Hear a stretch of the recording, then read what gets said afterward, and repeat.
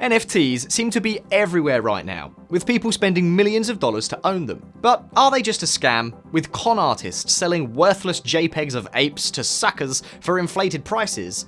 Or is it the future of owning digital art?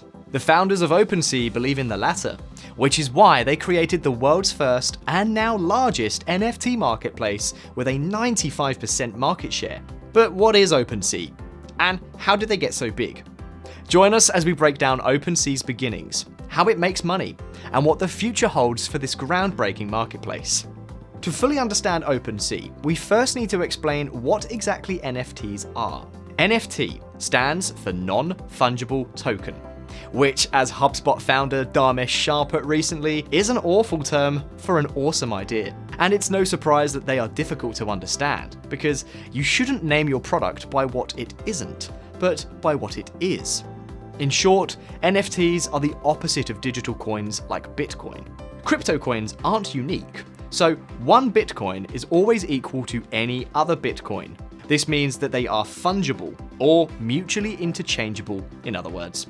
An NFT, or non-fungible token, on the other hand, is a one-of-a-kind digital good. All kinds of digital creators have gotten into NFTs because it's the first time it's possible to create unique art and prove its ownership while allowing creators and collectors to deal with each other directly, which is the whole idea behind OpenSea's peer-to-peer NFT marketplace. Some notable NFT collections available on OpenSea include the Bored Ape Yacht Club, which features a collection of 10,000 unique illustrated bored apes created by Yuga Labs. It has generated more than $1 billion in total sales, with it even finding favour among celebrities like Eminem, who spent $452,000 on a bored ape that looked just like him. Even wilder, in March 2021, an individual paid a record-breaking equivalent of $7.5 million for an alien punk that forms part of the popular CryptoPunks NFT collection, that also features 10,000 unique pixelated punks. As mentioned, OpenSea is the first and largest NFT marketplace where you can find all kinds of unique digital objects. Besides digital art, many other things are available, such as collectibles, avatars, game items, domain names, and even digital representations of physical assets. Simply put, OpenSea is like eBay for a variety of digital objects. So how does it all start? OpenSea was founded in December 2017 by Devin Finzer and Alex Atallah, both of whom had experience with launching startups. Atallah, OpenSea's CTO, graduated from Stanford with a degree in computer science in 2014, having sold a global platform for nightlife venues called Hostess.fm the previous year.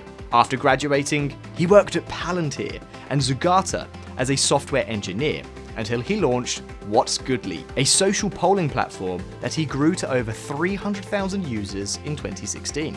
Finzer, OpenSea's CEO, worked as a software engineer at Pinterest after graduating from Brown University, where he studied mathematics.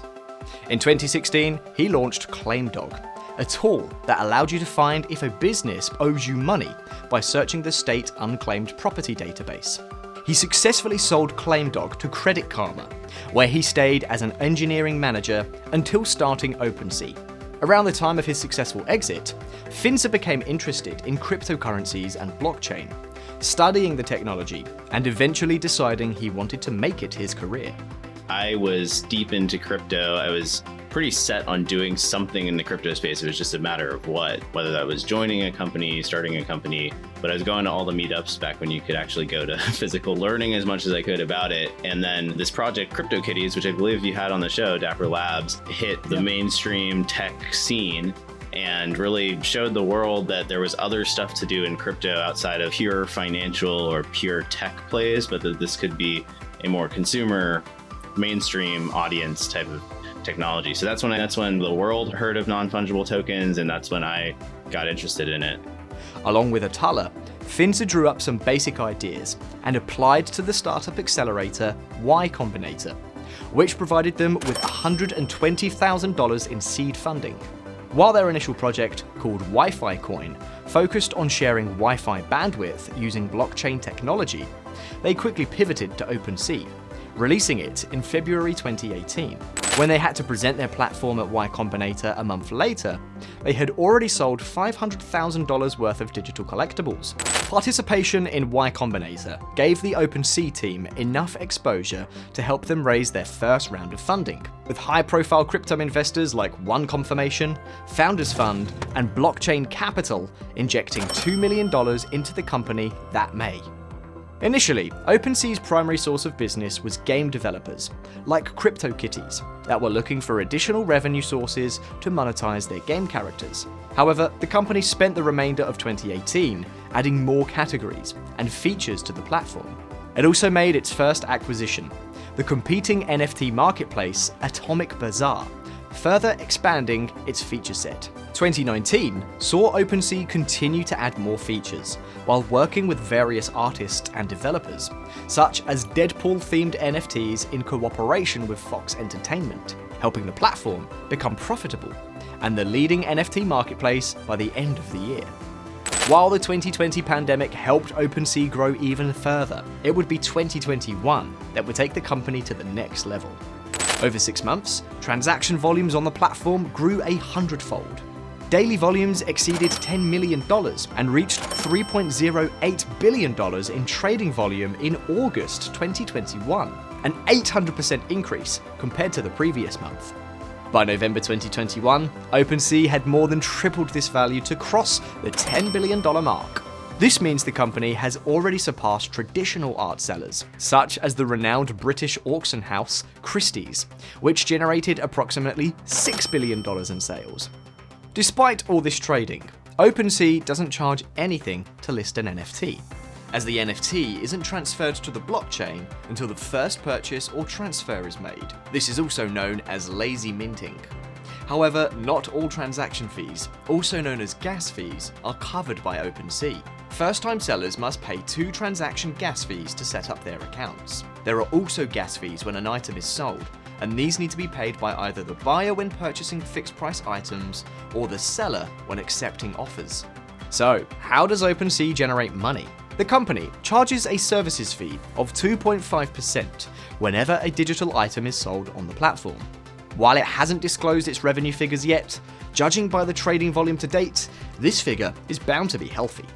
To date, OpenSea has raised a total of $427 million in funding over 9 rounds, with their latest $300 million Series C round on January the 4th, giving the company a valuation of $13.3 billion. Not bad for a company that's not even 4 years old yet. Still, it hasn't all been smooth sailing for OpenSea. In March 2020, the platform was only making $28,000 in revenue per month, creating a make-or-break moment for the company. The founders felt the NFT market was dead and decided they would close up shop if they didn't double their revenue by year end. As it turned out, they would reach that goal by September. The company also had to delist a collection of NFTs when Lava Labs, the creator of CryptoPunks, issued a DMCA takedown request against Polygon Punks, a copy of CryptoPunks that was stored on a different network to CryptoPunks. However, Polygon Punks made a return that September after a successful appeal. Still, OpenSea remains the leader in NFTs, with a market share of more than 95%, although this could change as Coinbase, one of the world's biggest cryptocurrency exchanges, launched its very own NFT marketplace in late 2021. As the leading NFT marketplace, OpenSea is looking towards the future of NFTs and growing with them. In interviews, Finzer has said that OpenSea will continue to expand beyond Ethereum and onto other blockchains and increase the categories of NFTs it offers. He also believes that the metaverse, gaming, and virtual worlds are all interesting directions that are likely to continue to grow with the NFT space, and that while OpenSea will be the broadest and best marketplace, there will be many others as well. From the CryptoKitties that inspired OpenSea to launch, to becoming the home to $1 million NFT collections such as CryptoPunks and Bored Ape Yacht Club. In just over 3 years, the platform has emerged as a market leader in facilitating digital ownership that is set to make its founders the first NFT billionaires.